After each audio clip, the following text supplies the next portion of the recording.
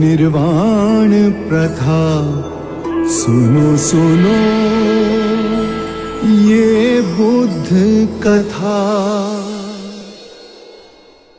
हर दिन के पल को चेतना में जियो, जो पीछे चला गया उसका ना राग मन में हो, ना ही आने वाले कल के सपनों की नींद में डूबे रहो। इसी क्षण अर्थात सचेत अवस्था में पूर्ण जियो। अंधविश्वास किसी पर मत करना, चाहे वो धर्म ग्रंथ हो या किसी महानुभाव का कहना, जब तक वो तुम्हारी अपनी बुद्धि और विवेक की कसौटी पर खरा ना उतरे। 4 आर्यक सत्य हैं। 1, जब तक सृष्टि रहेगी दुख मनुष्य के साथ छाया की तरह चलेगा। 2, इस दुख का कारण है वस्तु से स्वयं को पकड़ के रखना। जो वस्तु क्षणभंगुर है तो मार्ग क्या हो। 3, मुक्ति के लिए विवेक जगाना आवश्यक है। स्वयं को केंद्रित रखो, जो आए चाहे दुख की सूचना या आनंद की परछाई, उसके बीच स्वयं को स्थिर रखो। 4, इस मार्ग पर दुख के बंधन टूटेंगे और परम सत्य की उपलब्धि होगी। ये संसार जिसे हम यथार्थ मानते हैं दुख और पीड़ा का क्षणभंगुर खेल है। जो जन्मा है उसकी मृत्यु निश्चित है, यही सृष्टि का नियम है। अज्ञान ही सारी विषमताओं की जड़ में है। अज्ञान न पूजा न व्रत न चढ़ावों से समाप्त होता है। अज्ञान केवल ध्यान से दूर होगा। सौंदर्य अनित्य है, इसीलिए भाव बोध से मुक्त पुरुष न सुंदरता से सम्मोहित होता है और न ही कुरूपता से विरक्त। जिस क्षण तुम्हारे अंतर में ये भाव उत्पन्न हुआ कि तुम पाप कर रहे थे, उसी क्षण तुमने स्वयं अपनी मुक्ति के मार्ग पर पहला पग धर दिया है। सत्य के मार्ग पर चलते हुए 2 भूल हो सकती है। पहला, पूरा रास्ता तय ना करना और दूसरा, उसे आरंभ ही ना करना। घृणा से घृणा नहीं मिटाई जा सकती। घृणा मिटती है केवल प्रेम से, और ये प्रकृति का अटल सिद्धांत है। जीवन मरण हर मनुष्य के जीवन का क्रम है। यदि हम चैतन्य हो इस पूरे विधान को समझें तो हर दिवस ऐसा जीवन जी सकते हैं जहां शांति, सद्बुद्धि, आनंद, संतोष का सर्वदा वास होगा। जोश से भयंकर कोई अग्नि नहीं, घृणा से भयंकर कोई जानवर नहीं, अविवेक से बढ़कर कोई जाल नहीं, लालच से बढ़कर कोई बाधा नहीं। व्यक्ति का मन ही उसका सबसे बड़ा शत्रु है, जो उससे अनुचित कार्य करवाता है। हम जो सोचते हैं उसका ही परिणाम बनते हैं। अच्छा विचार अच्छा परिणाम देता है, बुरा विचार बुरा परिणाम। ये प्रकृति का अटल नियम है।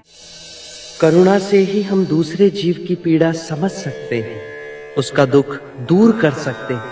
हम कितनी भी पुण्य की बातें पढ़ लें, कह लें, जब तक वो आपके अपने कृत्य ना बन जाए तब तक कोई लाभ नहीं। आत्ममुक्ति के 3 चरण हैं, शीलाचार, ध्यान और ज्ञान। शीलों का आचरण करने से ध्यान साधना बढ़ती है। ध्यान साधना से ज्ञान का उदय होता है, जिससे शीलों का गहन आचरण संभव होता है। इससे हम लोभ, क्रोध और अज्ञान से मुक्त होकर आत्म मुक्ति, शांति और आनंद की प्राप्ति कर सकते हैं।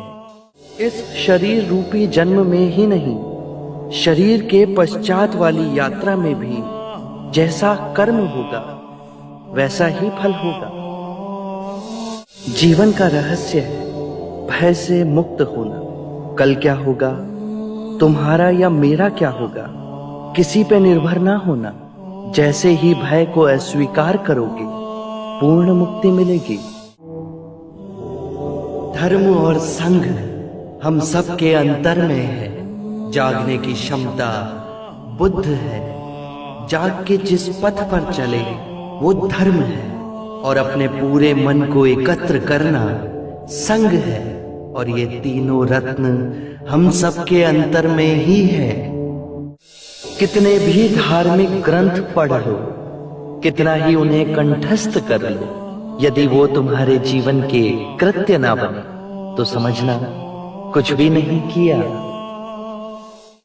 3 सत्य हैं जिन्हें जन जन तक पहुंचाना है। उदार हृदय, दयालु वचन, सेवा में अर्जित जीवन और करुणा। यही 3 मंत्र मानवता का नव निर्माण करेंगे। मृत्यु का भय उसे ना होगा जिसने अपना जीवन बुद्धिमानी से जिया हो।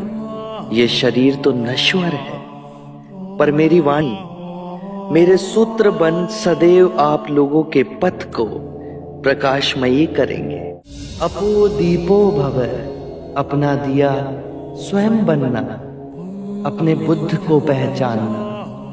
जागो और धर्म के मार्ग पे चलो, अपने अंतर के संग को साधो। अपनी शरण में जानो, किसी को ना खोजना। जो है सब अस्थिर है, उसके बीच स्थिर रहना। परिश्रम से निरंतर संघर्ष करना, कभी हार ना मानना। शरणं गच्छामि, धम्मं शरणं गच्छामि,